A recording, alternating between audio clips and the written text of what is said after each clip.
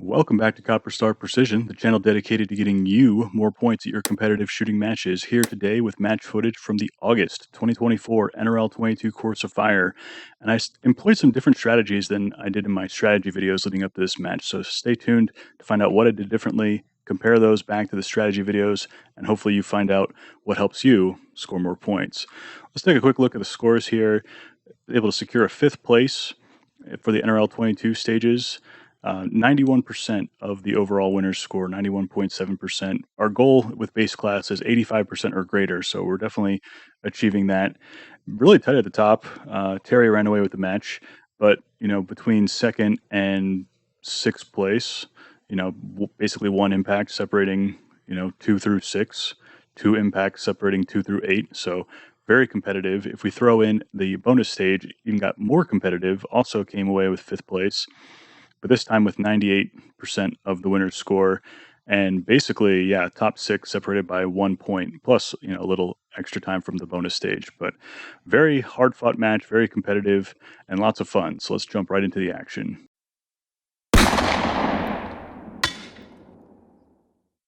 First up, we have Stage 1, Rowdy Rampage, the tank trap stage, KYL rack, 45 yards, large than small, small than large, large than small. It did trip some people up, that middle post being small to large. So again, the theme of this match was definitely remember your target order.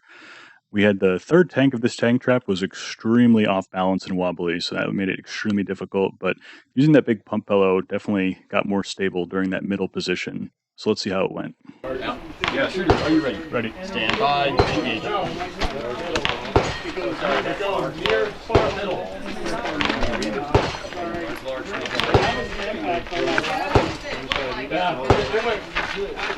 I didn't see the round, I saw the target moving, I was like, so if you guys want to. Yeah. We'll just go this angle, you can kind of see where it went. Okay. Yeah.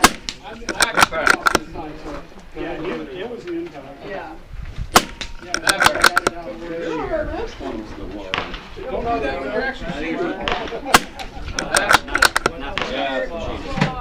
Kind of hard to. They're almost. It's 2 and 2.5. It's top bottom. Yeah. No, 9 is German. No. Yeah, I was just that in the range yesterday. We had like an hour. Bottom.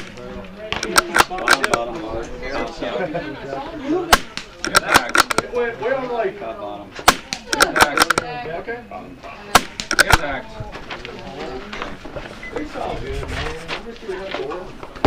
Oh, yeah. Well, I know Here to have a good sweaty time.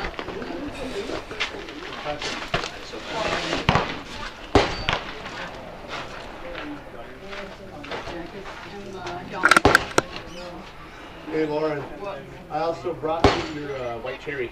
Yay! Impact. I know. Huh? Impact.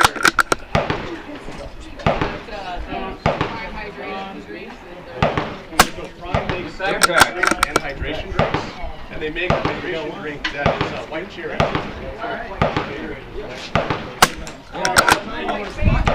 Except this thing has BCAAs. Barely. 11. Got you for 11. Next up, Stage 2 is Pig Pen. We had the 5-gallon bucket and the chair. There's a bunch of different positions, 5-gallon bucket, chair, prone, back to the chair. But the first time you go onto the chair, it's 2 shots each. Again, that's something that maybe some people struggled with, remembering that target order. Relatively generous target sizes, though, so it's all about getting stable. Use my Coltac Mega Bag and Heavy Fill Schmedium and just move that back and forth, and then using the Schmedium as my rear support on the prone portion of the stage. So pretty straightforward stage here, but just remembering that double tap the first time you go to the chair. And also, it alternates small to large, large to small. So also remembering that was a big part of the stage. Are you ready? Yep. Stand by, engage.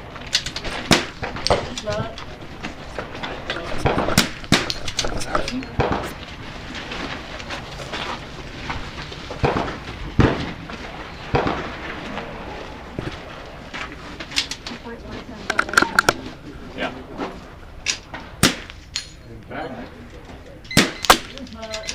Time. part-time for that. Impact. 2 minutes? Wow. A lot of movement. Well, and this thing is, these steps are really close to the right in and out of here. Impact. You got to be on your horse to make 10 movements. Impact. And dial. With the And, dial, with the... Impact. yes, you do. Okay. So there's squad 2. Impact. Dave, you're up. Just double check. 9. 15, 10. 11017. What did I end up with on that? 6. Okay. Impact. That's a tough one. Impact. You can't pick it up quick. You're not going to pick it up.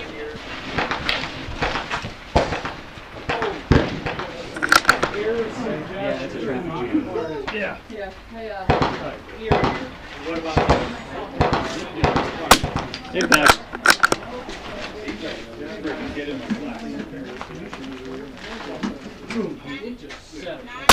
Impact. Got you for 9. Now we get to stage 3, Bermuda Triangle, probably the most difficult stage in the match just from the sheer amount of movement, and I did switch up my strategy from the video that I filmed previously. I'm trying to rely on less gear. Gear definitely helps on stages where you have 2-minute par times, and you know, it's a relatively simple stage, so having the extra support pillows and pump pillows and all that kind of stuff does add to stability. But with this stage, you're moving too fast to manage some of that gear on the clock, at least for me. So I actually switched up my strategy here. So on the left side, I actually started at the top rung, and I realized that some people may not be able to reach that top rung, but just took one bag, the heavy filch medium from Armageddon Gear, and I went 5-4-3-2. I didn't even touch the prone position in this stage because it was going to be difficult to get down and get out of that prone position. Some people can actually kneel on that bottom rung. That's a little uncomfortable for me. So I decided I'm not even going to touch the bottom rung because it's going to take too much time off the clock to transition in and out of that position. So basically went 5-4-3-2, moved over 2-3-4, and then 4-3-2. I definitely needed every single second of that 2-minute par time on this stage, and dropped a few more than I would have liked. But again, trying to work on minimizing gear, especially on those stages where heavy movement is involved. You ready? Ready. Stand by. Go.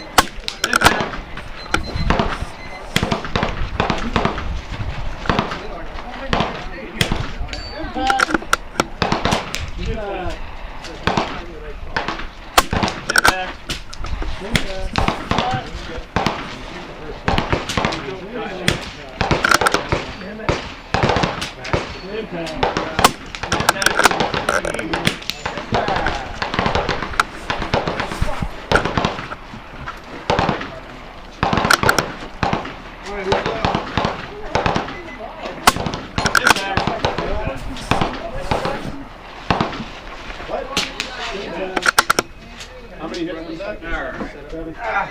What time was it? I stuck something out of order. No, get it back. I let her hold my bag down, it was like, and then I'm like, hey! I want to see it don't work. There's It really doesn't. It exists, and it can hurt you. If it blows hard enough. It's not if the wind is blowing. It's the wind is What? blowing. Oh my god. If you can do 500 push-ups, that's awesome. If you get smacked by a pole, it really doesn't matter. That was an old Ron one. Like this guy said in his 70s that he was in good enough shape to withstand the force of a Category 5 hurricane. And he goes, it's not if the wind is blowing, it's in fact the wind is blowing. If you get hit in the head. Stage 4 is Rocking Crocs. This is the 55-gallon barrel and cinder block stage. This is also the time stage, and given the caliber of shooters that showed up this match, there's some heavy hitters definitely in attendance.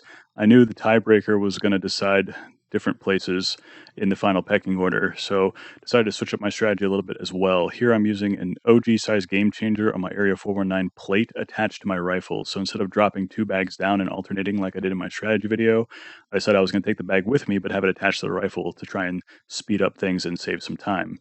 I also decided to not dial to also save time, and here I'm actually using hold unders.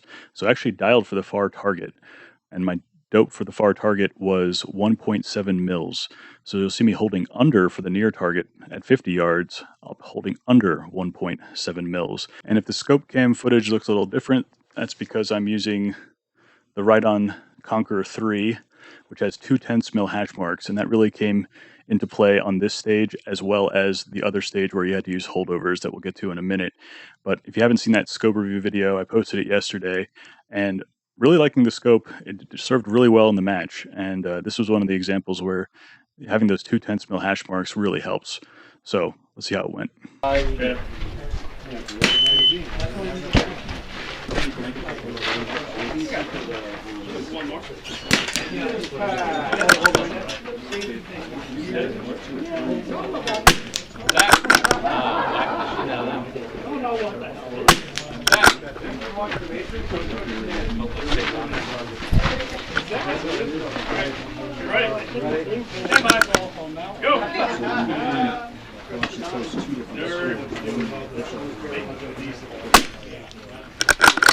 It's the DCF cost that's driving me back MTR.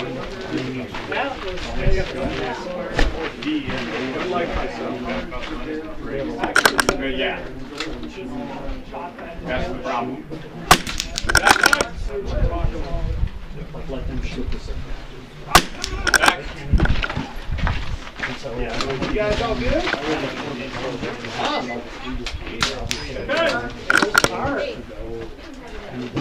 We got some hits in the media.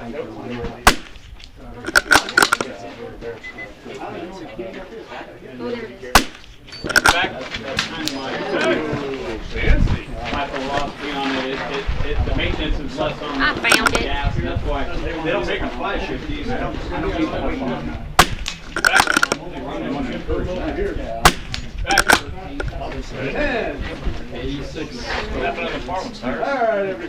Next to last, we have a bonus stage that I wrote called Soda, Pop It Like It's Hot. It's a 120-second stage with 10 rounds, and we have 4 soda can or pop can targets at 105, 120, 135, and 150 yards. And the idea here is that there's a tire and a sawhorse. There are 4 available positions: the top of the tire, top of the sawhorse, the shelf of the sawhorse, and then inside the tire. There were some restrictions on this stage: 1 support bag only, no bipods, but tripods could be used. And that was kind of my intent, was people to use tripod rear on this stage. Some people just went with 1 bag and called it a day and ended up doing pretty well. But the idea was kind of to get some tripod rear practice in there. And the idea is that you have to pick one of your 4 positions, shoot the first target; second position, shoot targets 1 and 2; third position, 1, 2, 3; fourth position, 1, 2, 3, 4, all near to far in that order. So let's see how it went. Stand by, engage.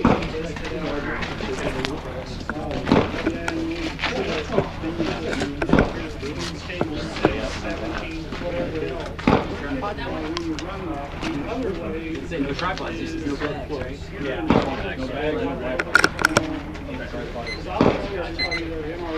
Where's my starters on stage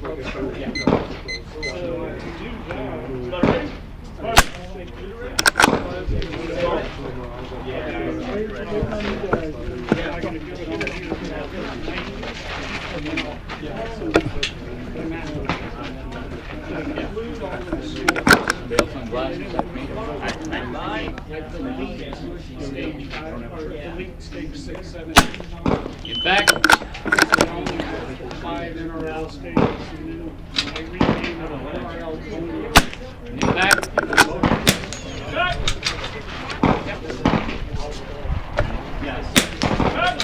Check your scores on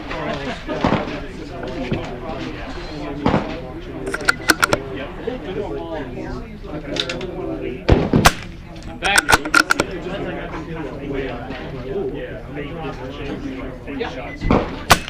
Back. Yep.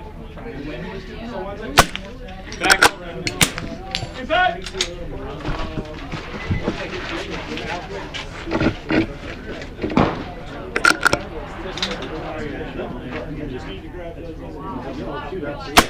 Back.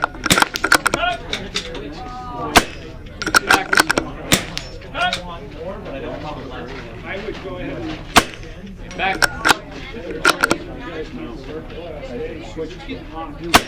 And back.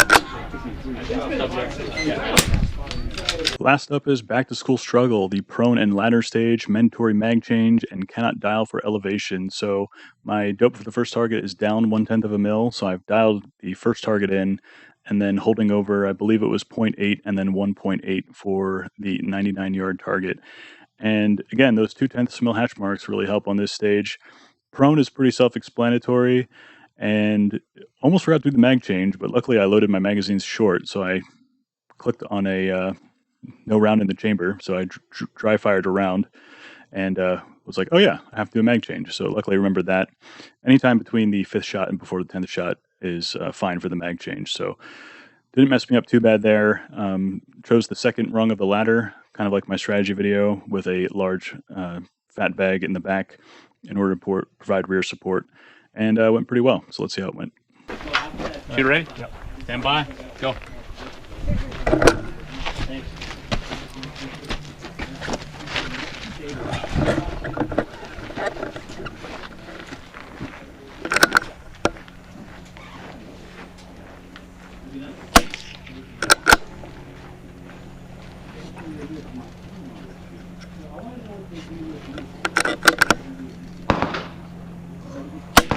Back.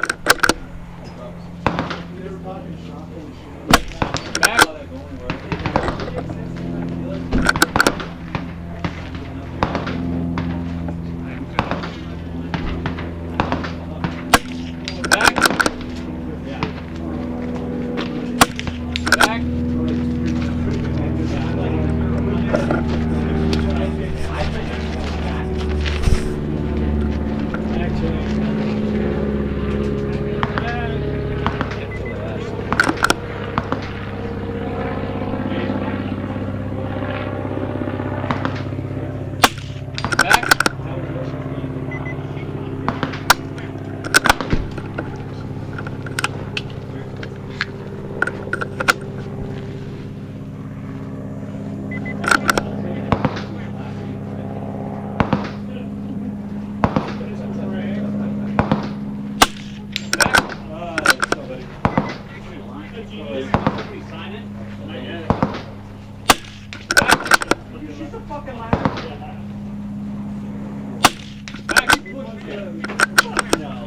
Why not? Does it look like I pushed? I pushed fucking. Yeah, don't look back.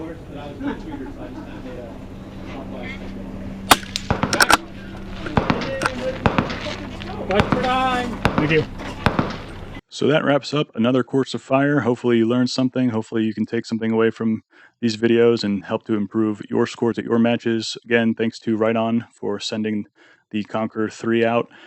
Really liking the 2/10 mil hash marks. From the scope cam footage, hopefully you can see some of the quality. Now again, the trigger cam is going to not provide maybe the sharpest image quality or what I see through the scope, but I think it served really well in this match. And there's definitely going to be more objective and scientific measures of this scope's performance as well as other scopes performances down the line, so make sure you stay tuned for that. As always, any questions, comments, leave them down below, and until I see you next time, as always, score more points.